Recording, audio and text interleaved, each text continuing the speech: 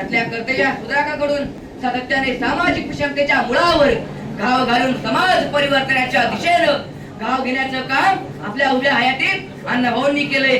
खरं तर 1.5 दिवसाची शाळा शिकलेला अण्णाभाऊ साठेंसारखा अक्षरशः तो जीवनाचा पाईक लेखणीच्या हत्यार बनवतो.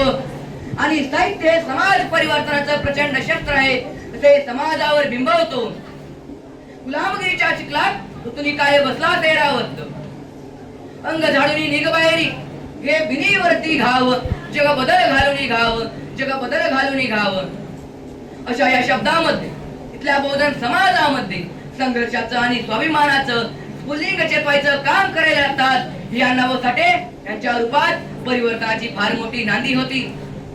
मित्रहो, 1.5 दिवसाची अण्णाभाऊ साठे शाळा शिकले असे आपण म्हणतो. लहान वयामध्ये असताना अण्णाभाऊ साठे शाळेत जाऊन पोहोचतात आणि शाळेत जाऊन पोहोचल्यानंतर तिथल्या जाती वर्ण भामी व्यवस्था अण्णाभाऊंना शाळेत स्वस्त बसू देत नव्हती. शिवाशिवी सारख्या गोष्टी सुरू व्हायला लागतात आणि गुरुजी अण्णाभाऊंना सुद्धा जातीत अस्पृश्य असे म्हणायला लागतात आणि अण्णाभाऊंना छडी फेकून मारायला लागतात. ती छडी संदिशीने जाऊन अण्णाभाऊच्या काळजात सुटते आणि तेव्हापासून अण्णाभाऊ साठे लेखणीच्या माध्यमाकडे वळत असतात. शाळेच्या बाहेर गेलेले चिमुरडे अण्णाभाऊ साठे शाळेवरती दगड फेकून मारायला लागतात. अण्णाभाऊंनी शाळेवरती मारलेला हा दगड फक्त दगड नाही, इथल्या वर्णभामी व्यवस्थेवरती केलेला पहिला हल्ला आहे, पहिला घात आहे. या निमित्ताने हे आपल्या लक्षात घेणे खूप गरजेचे आहे. 1.5 दिवसात घेतलंय शिक्षण, शाळेच्या दाराला साऱ्या नशाने केलं सलाम एका बहुजनाच्या पोराला, एका बहुजनाच्या पोराला. या महाराष्ट्राचं कल्याण व्हावं, हा महाराष्ट्र एक संघ असावा म्हणून संयुक्त महाराष्ट्राच्या लढ्यामध्ये, कामगार चळवळीमध्ये टपावर पडणाऱ्या थाप्यानं आणि खणखणीत आवाजात आपल्या अण्णाभाऊंच्या मुखातून येत असताना पोवाडा समाजासाठी अन्यायाविरुद्ध लढण्याची प्रेरणा देत होता.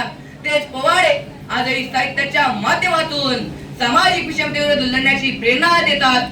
पृथ्वी शेषणांच्या तळहातावर मस्तकावर उभी नसून ती गरिबांच्या व कष्टकऱ्यांच्या तळहातावर उभी आहे.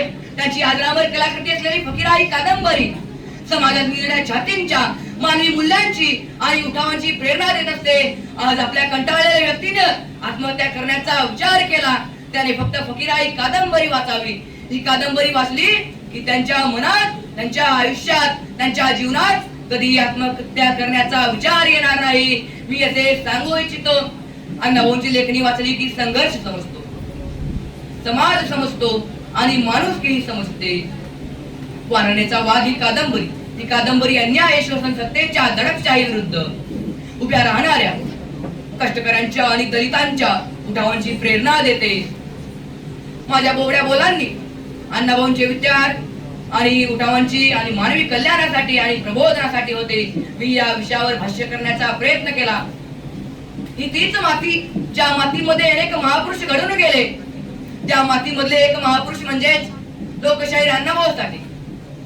या मातीचा ममत्व भाव जाणून घेता मातीसाठी जगावं, मातीसाठी मरावं. बाळा, तुझी माती लय थोर, तिला कसं वारा विसरावं. संपू दे अंधार सारा, उजळू दे आकाश तारे, दुखितांच्या मनाचे वाहू दे आनंद वारे.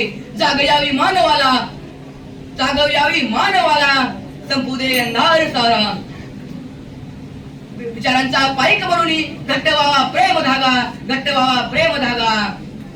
अण्णाभाऊंचे विचार अण्णाभाऊंचे विचार वाचून मने ताप व्हावी, महामानवाचे विचार घेऊन माणसातली माणुसकी रुजावी. एवढेच बोलतो आणि थांबतो. जय हिंद, जय महाराष्ट्र.